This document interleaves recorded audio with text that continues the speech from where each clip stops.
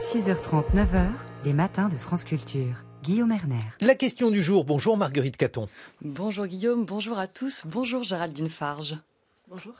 Vous êtes sociologue, maîtresse de conférences en sciences de l'éducation et de la formation à l'Université de Bourgogne-Franche-Comté, autrice de l'ouvrage Les mondes enseignants, identités et clivages qui a été publié au PUF en 2017. Merci d'être venu en studio ce matin nous expliquer qui veut encore devenir enseignant alors que les derniers chiffres de cette rentrée 2023 montrent qu'il manque plus d'un professeur dans 58% des collèges et lycées tant l'éducation nationale peine à recruter. À quand remonte cette perte d'attractivité du métier, Géraldine Farge ? Alors, on pourrait répondre qu'elle remonte seulement à quelques années, qu'elle pourrait être liée à des facteurs conjoncturels, mais je trouve intéressant de prendre un peu plus de recul historique et de considérer que, dès les années 60, on peut identifier une première crise de recrutement. Même, on peut parler de crise aiguë de recrutement à ce moment-là, dans un contexte de massification scolaire où on a besoin de beaucoup d'enseignants et où on n'a pas beaucoup de diplômés pour occuper tous ces postes d'enseignants. Par la suite, on peut penser aussi aux années 80, ou dans les années 80, surtout dans le premier degré, il y a eu une autre crise de recrutement, là dans un contexte plutôt d'allongement des études demandées aux enseignants. Et puis, actuellement, la crise de recrutement qu'on rencontre actuellement, elle est plutôt... on peut la suivre depuis le début des années 2000, en fait. Par exemple, en 2004, on avait, dans le premier degré, 5 candidats ou candidates par poste. Et aujourd'hui, on en a nettement moins. Est-ce que c'est une difficulté qui est propre à la France ? Alors, c'est intéressant de regarder en comparaison internationale parce que en effet, on se rend compte que la France est loin d'être un pays isolé. L'Union européenne produit régulièrement des publications sur ce sujet et on constate que dans beaucoup de systèmes éducatifs, dans la grande majorité des systèmes éducatifs, il y a des pénuries d'enseignants plus ou moins généralisées. Alors, même la situation française peut paraître modeste par rapport à celle que rencontrent d'autres pays. Alors j'ai parlé de l'Europe, mais l'été dernier, par exemple, l'été 2022, il y avait des pénuries importantes aux États-Unis qui ont conduit à des mesures qu'on n'imagine même pas. Réduire les semaines de classe, réduire le nombre d'heures de classe, ne pas traiter certains points du programme, faire appel à des étudiants non formés, des retraités. Voilà. Quand on se compare, on se console, c'est bien connu. On pointe souvent un faible niveau de rémunération. Il est clair que les salaires ont beaucoup baissé en valeur relative dans les années 1990. Un instituteur débutait à 1,8 SMIC. En 2020, il commence à 1 SMIC et demi. En fin de carrière, il atteignait un salaire équivalent à 3,7 fois le SMIC. C'est descendu actuellement à 2,6. Et la courbe vaut aussi pour les professeurs certifiés et les agrégés. Est-ce que cette baisse de la rémunération, sa faiblesse relative, est le premier facteur de désaffection du métier, à votre avis, Géraldine Farge ? C'est en tout cas un facteur qui est vraiment important. C'est-à-dire que depuis plusieurs années et encore très récemment, les publications de l'OCDE, toutes les publications qui comparent internationalement les niveaux de salaire des enseignants pointent la faiblesse des salaires des enseignants en France. Et on a aussi des données comparatives qui montrent que par rapport à d'autres diplômés de même niveau, donc actuellement Bac+5, les enseignants ont des niveaux de salaire qui sont particulièrement bas. Alors il y a ce point-là, donc on va dire que la comparaison ne joue pas du tout en faveur des métiers de l'enseignement du point de vue salarial, mais par contre, il y a aussi d'autres facteurs auxquels on ne pense pas trop, c'est-à-dire que les enseignants ont souvent à assumer des charges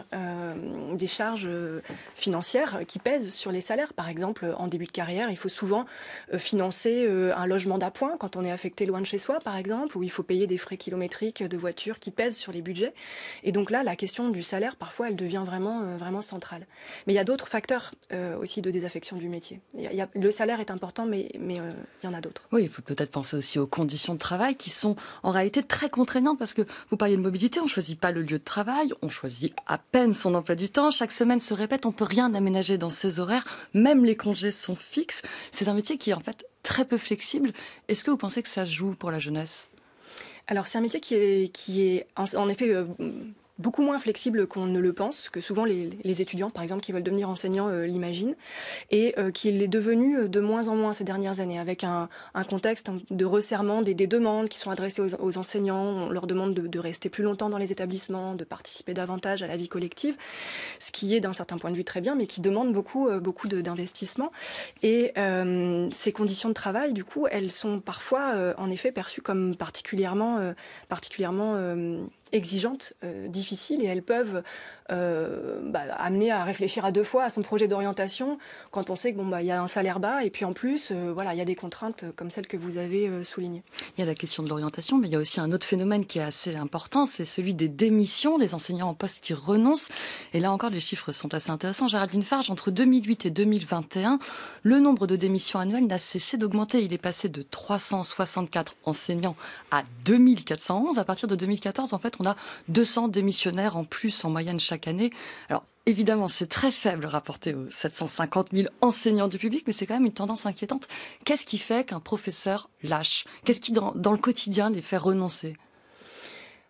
Plusieurs choses. Alors déjà sur ce point, c'est une question qui m'intéresse beaucoup. On a travaillé sur ce sujet avec des collègues de Dijon, et c'est vrai qu'on a pu démontrer déjà que cette hausse, elle est modeste en termes d'effectifs, mais elle est significative statistiquement. Il y a bien une hausse. Elle ne dépend pas que d'effets de structure.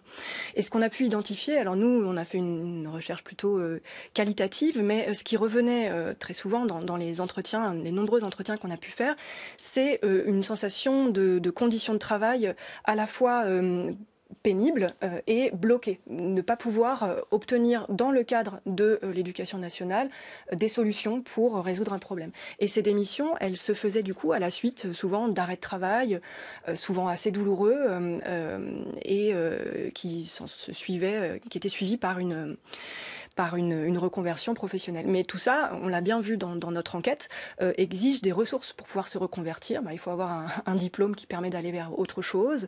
Il faut avoir souvent un conjoint ou une famille qui peut assurer les finances pendant qu'on entame son projet.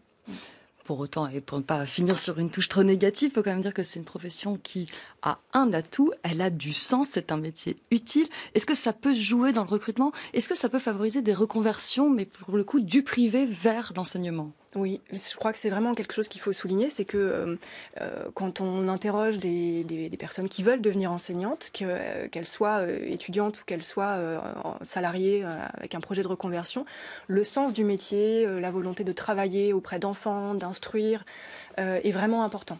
Donc le sens du métier est central et ça joue d'une certaine façon dans ces vocations qui peuvent être tardives mais qui restent un facteur explicatif fort.